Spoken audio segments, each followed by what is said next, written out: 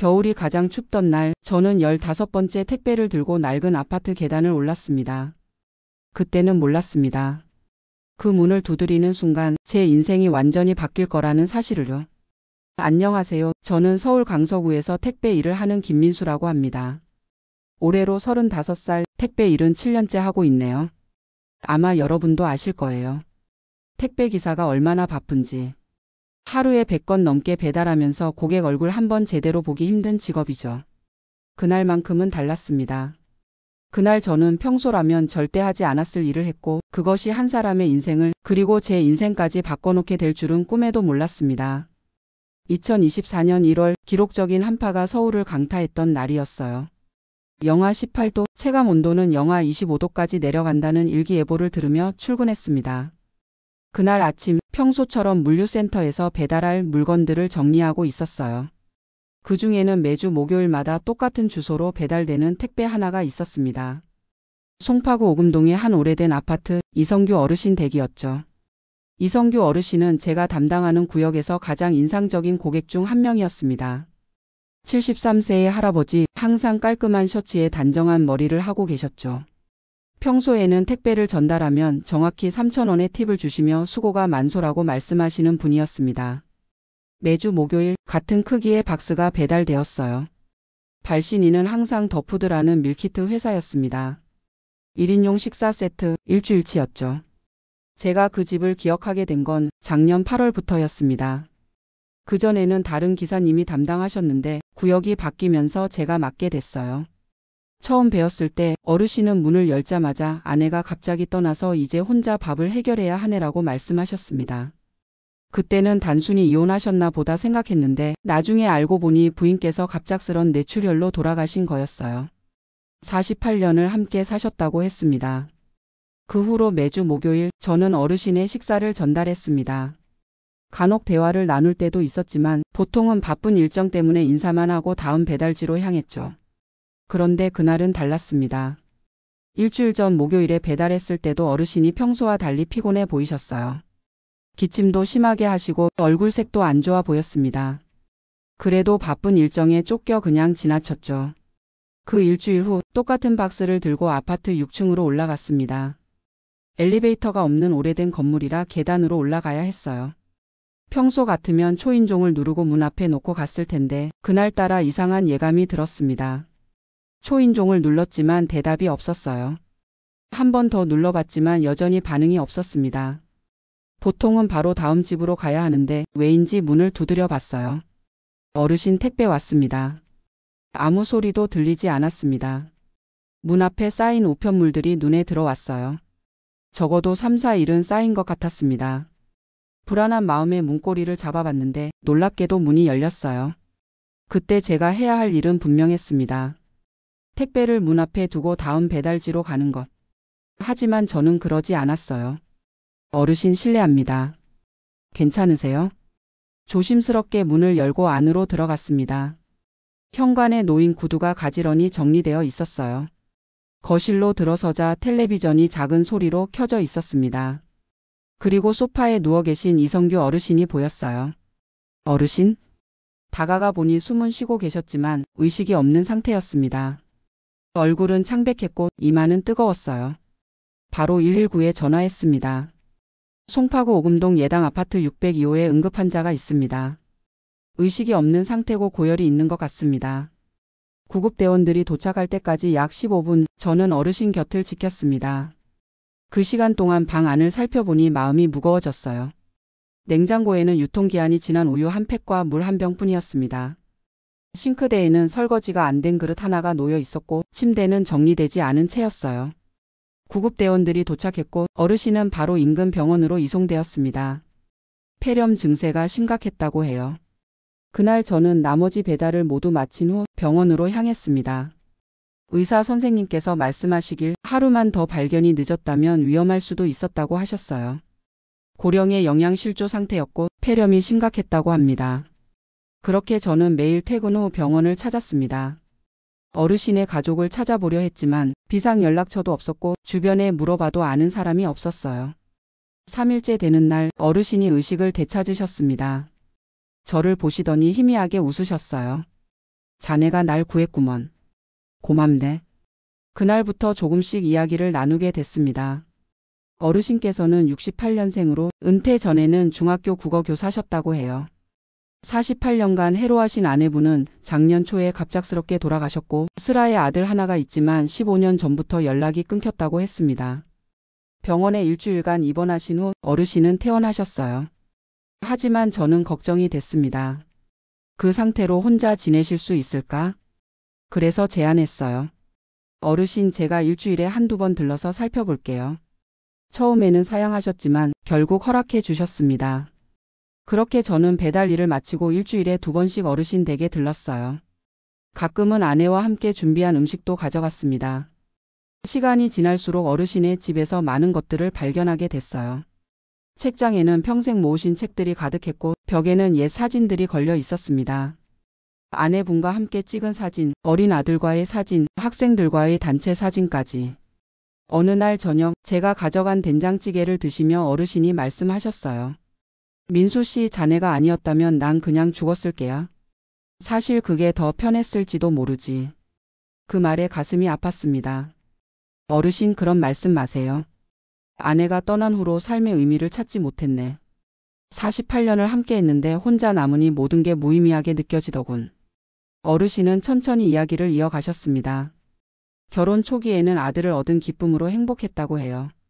아들은 공부를 잘했고 명문대에 진학했지만 취업 후 회사 일로 해외에 나가게 됐고 거기서 현지인과 결혼했답니다. 처음에는 연락이 잦았지만 점점 뜸해졌고 결국 15년 전부터는 아예 끊겼다고 했어요. 명절에 몇 번 찾아오려 했지만 아들의 반응이 싸늘해 결국 포기하셨다고 합니다. 사실 내가 잘못한 것도 있어. 아들이 어렸을 때 공부만 강조했거든. 내 꿈을 아들에게 강요했던 거지. 그 애는 음악을 좋아했는데. 어르신의 눈에서 눈물이 흘렀습니다. 그동안 아내분이 두 사람 사이를 중재했지만 아내가 돌아가시고 나니 관계를 회복할 길이 없어졌다고 했어요. 그 이야기를 들으며 문득 궁금해졌습니다. 어르신, 혹시 아들분 연락처는 아직 있으세요? 어르신은 침실로 가서 낡은 주소록을 가져오셨어요. 마지막으로 알고 있는 번호야. 15년 전 거라 지금도 쓰는지 모르겠지만 저는 그날 밤 용기를 내어 그 번호로 전화를 걸었습니다. 놀랍게도 전화가 연결됐어요. 여보세요? 남자의 목소리였습니다. 혹시 이성규 선생님의 아들 이준호 씨 맞으신가요? 잠시 침묵이 흘렀습니다. 네, 맞습니다. 누구시죠? 저는 상황을 설명했어요. 어르신이 폐렴으로 쓰러지셨던 일, 제가 우연히 발견하게 된 경위, 그리고 지금 어르신이 얼마나 외롭게 지내고 계신지. 전화 너머로 깊은 한숨 소리가 들렸습니다. 알겠습니다. 연락해 주셔서 감사합니다. 통화가 끝난 후 별다른 반응이 없어 실망했지만 적어도 소식은 전했다는 생각에 위안을 삼았습니다. 그로부터 이틀 후 어르신 댁에 들렀을 때였어요. 현관문 앞에 서 있는 중년 남성이 보였습니다. 40대 중반으로 보이는 그 사람은 어르신을 닮은 눈매를 가지고 있었어요. 혹시 김민수 씨인가요? 네, 맞습니다. 전화 주셔서 감사합니다. 저 이준호입니다. 그렇게 15년 만에 부자가 재회했습니다. 어르신이 문을 열고 아들을 보셨을 때의 표정은 제가 평생 잊지 못할 것 같아요. 놀람, 기쁨, 미안함, 사랑이 뒤섞인 복잡한 감정이었습니다. 준호야. 이준호 씨는 잠시 망설이다가 어르신께 깊이 허리를 숙였어요. 아버지, 오랜만입니다. 그날 저녁 세 사람이 함께 식사를 했습니다. 어색한 침묵 속에서 시작된 대화는 조금씩 깊어졌어요. 이준호 씨는 현재 캐나다 토론토에서 음악학교를 운영하고 있다고 했습니다. 아내와 두 아이와 함께 살고 있으며 한국에는 사업차 잠시 들른 거라고요. 사실 아버지가 돌아가셨다고 생각했어요. 놀라운 고백이었습니다. 10년 전쯤 어머니에게서 연락이 왔었어요. 아버지가 많이 아프시다고. 그 후로 소식이 없어서 당신들의 자존심 때문에 제게 알리지 않은 줄 알았습니다. 어르신은 고개를 저으셨어요. 그런 일 없었네. 어머니가 그런 말씀을 하셨다면 내가 모르는 사이에 자네 걱정을 많이 하셨나 보구먼. 나중에 알게 된 사실이지만 어르신 아내께서는 남편과 아들 사이를 화해시키고 싶으셨던 거였어요. 하지만 실제로 큰 병은 아니었고 그 후 갑작스런 뇌출혈로 돌아가시는 바람에 오해가 생긴 것이었습니다. 그날 이후로 많은 것이 변했습니다. 이준호 씨는 한국 체류 기간을 연장해서 한 달간 아버지와 시간을 보냈어요. 그동안 쌓였던 오해와 서운함을 풀어가며 새로운 관계를 만들어갔습니다. 가장 감동적이었던 순간은 이준호 씨가 가족과 영상통화를 연결해 어르신께 손주들을 소개해드렸을 때였어요. 15살 손녀와 13살 손자가 서툰 한국어로 할아버지, 안녕하세요라고 인사하는 모습에 어르신은 눈물을 훔치셨습니다. 준호야, 내 선택이 옳았다. 아버지가 너무 고집을 부렸구나. 이준호 씨도 눈시울을 붉히며 말했어요. 아버지, 저도 연락드렸어야 했는데. 너무 오랜 시간을 버렸습니다. 그렇게 1년이 지났습니다. 이제 어르신은 3개월마다 캐나다에 계신 아들 네 가족을 만나러 가십니다. 지난 여름에는 손주들이 한국에 와서 한 달을 지내기도 했어요. 제 아내와 아이들도 자주 어르신 댁에 놀러 갑니다. 어르신은 이제 노래교실도 다니시고 동네 경로당에서 바둑 동호회 활동도 하세요. 얼굴에 생기가 돌고 웃음소리가 커졌습니다. 아들과의 재회가 어르신에게 새로운 삶의 의미를 찾아드린 것 같아요. 오늘 아침에도 어르신 댁에 택배를 배달했습니다. 이제는 밀키트가 아니라 손주들이 보낸 선물이었어요. 문을 여시는 어르신의 표정이 밝았습니다. 민수야, 이번 주말에 시간 있으면 저녁 먹으러 오게. 내가 된장찌개 끓여 놓을 테니. 저는 흔쾌히 대답했습니다. 네, 어르신. 아이들 데리고 갈게요. 택배 일을 하다 보면 수많은 문을 두드립니다. 그 문 뒤에 어떤 사연이 있는지 모른 채 그냥 지나칠 때가 많죠. 그날 제가 잠시 멈춰 문을 열었기에 어르신의 인생이 바뀌었고 덕분에 저의 인생도 풍요로워졌습니다. 가끔은 바쁜 일상 속에서도 잠시 멈춰 주위를 돌아보는 것이 중요하다는 걸 깨달았어요. 어쩌면 누군가에게는 그 작은 관심이 인생을 바꾸는 순간이 될 수도 있으니까요. 어르신은 이제 저에게 말씀하십니다. 민수야, 자네는 택배만 배달한 게 아니라 내 인생을 다시 배달해준 은인일세. 하지만 사실 저야말로 더 많은 것을 배운 사람입니다. 가족의 소중함, 화해의 아름다움, 그리고 작은 관심이 가져올 수 있는 큰 변화에 대해서요. 그리고 무엇보다 중요한 것은 우리 주변에는 도움이 필요한 많은 어르신들이 계신다는 사실입니다. 한 번의 방문, 한 통의 전화, 작은 관심이 어떤 분에게는 삶의 희망이 될 수 있습니다. 지금도 저는 배달을 다니며 생각합니다. 오늘 내가 배달하는 것은 단순한 물건이 아니라 누군가의 기쁨이고 위로이며 때로는 삶을 연결하는 끈일 수도 있다고요. 그래서 오늘도 저는 택배 상자를 들고 다음 문을 향해 걸어갑니다. 그 문 뒤에 어떤 이야기가 기다리고 있을지 모르지만 이제는 조금 더 주의 깊게 살펴보려 합니다. 이것이 제가 택배기사로서 그리고 한 사람으로서 깨달은 가장 소중한 교훈입니다. 우리는 모두 누군가의 인생에 작은 변화를 가져다 줄 수 있는 힘을 가지고 있다는 것. 그리고 그 변화는 때로는 우리 자신의 인생까지 바꿔놓을 수 있다는 것을요.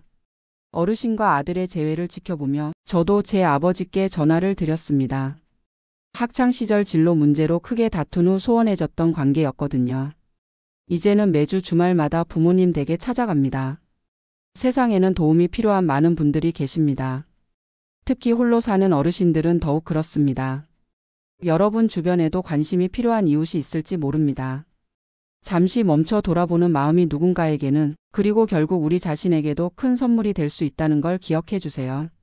이성규 어르신은 자주 말씀하십니다.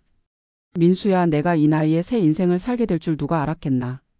아마 아내가 하늘에서 다 계획한 것 같아. 그 말씀을 들을 때마다 가슴이 따뜻해집니다. 어쩌면 정말 그런지도 모르겠어요. 우연처럼 보이는 작은 만남이 사실은 누군가의 의도된 계획일지도 모른다는 생각이 들거든요. 요즘 저는 회사에 제안했습니다. 독거노인 가정에 정기적으로 배달되는 물품이 있다면 배달 기사들이 조금 더 신경 써서 살펴볼 수 있는 시스템을 만들자고요. 다행히 회사에서도 긍정적으로 검토 중입니다. 작은 관심이 모여 세상을 조금씩 바꾸어 나가는 것, 그것이 제가 꿈꾸는 미래입니다. 여러분도 함께해 주시겠어요? 오늘 저는 또 다른 문을 두드리러 갑니다. 그리고 그 문 뒤에 기다리고 있을 새로운 이야기를 기대합니다. 감사합니다.